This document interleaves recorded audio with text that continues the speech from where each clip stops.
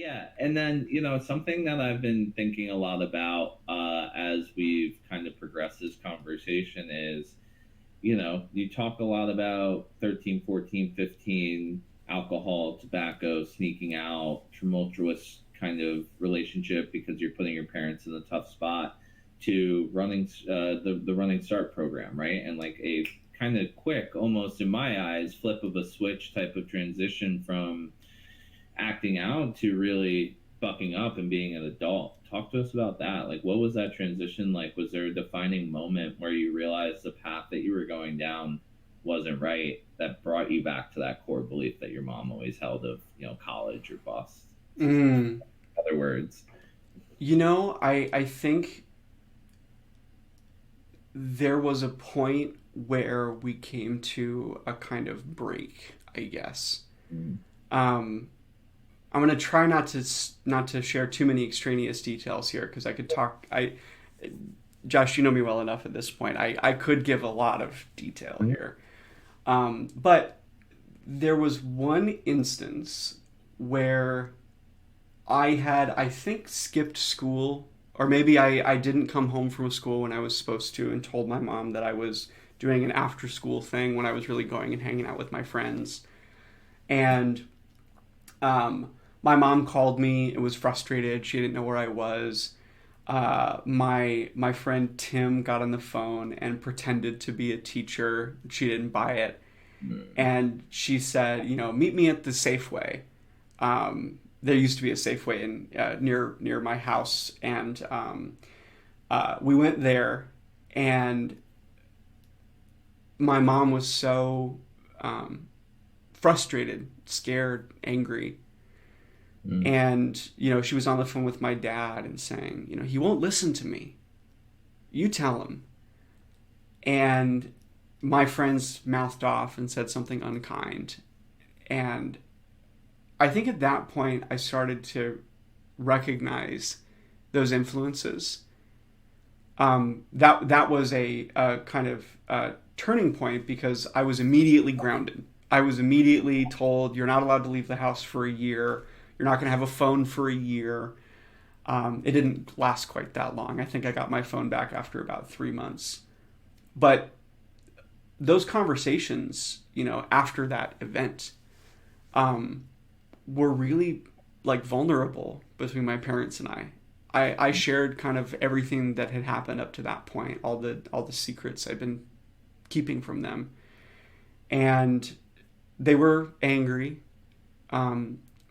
But at the same time, my dad was really, I think, was really honest. He said, the problem I have, it isn't really the behavior. It isn't really the way that you acted. Yes, that is not good, and you should know that's not good.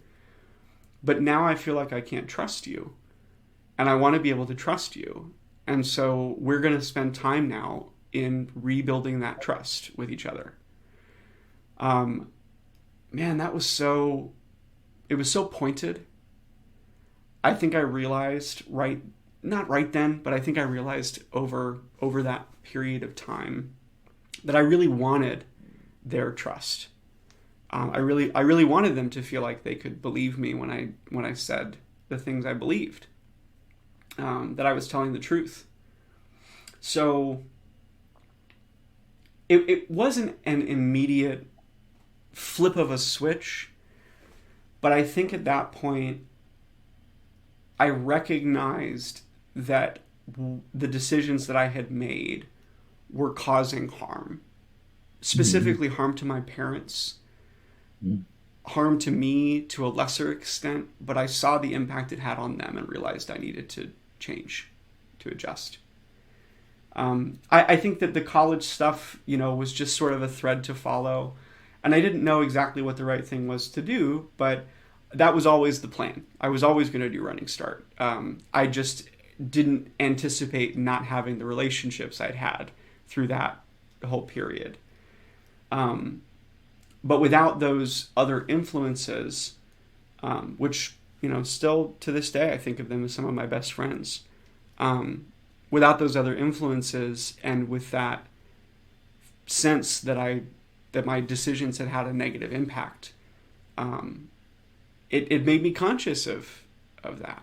And I started trying really hard to think about the impact of my decisions on other people.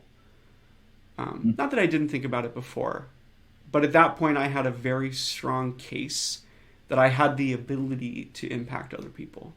And I didn't want something like that to happen again.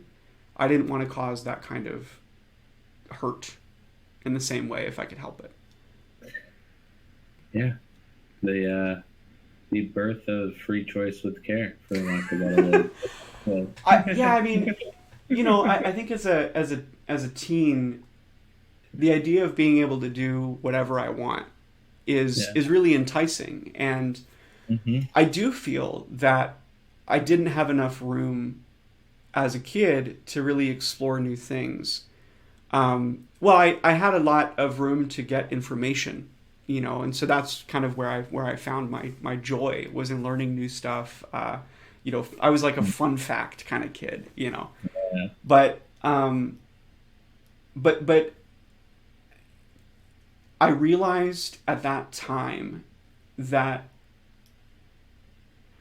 there's a difference between being able to do whatever I want and making decisions in the full context of the impact of those decisions, Mm. right? Even now, as an adult, I see people who they seem to want a world where they are completely unrestricted. I understand it, I do, because we see these restrictions as getting in the way of our own, our own success. Well, But those decisions do have consequences. They do have impacts. We are not, especially not in today's world where everything is so completely complicated, we are not really able to make a lot of independent decisions mhm. without some impact somewhere else. And I think at that point that was very clear to me. I had been making my own decisions, and then I saw hurt as a result. Yeah. Um, yeah, I think that's probably about when that happened and how it felt. you know. No, yeah, and I think it's what your father said there is something that hits, I think, should hit home and can hit home with anybody, right? Like you want that trust from your parents, you want that respect. So I identify with that a lot. And one last thing that I just want to kind of talk about, especially with like your relationship between you and your parents.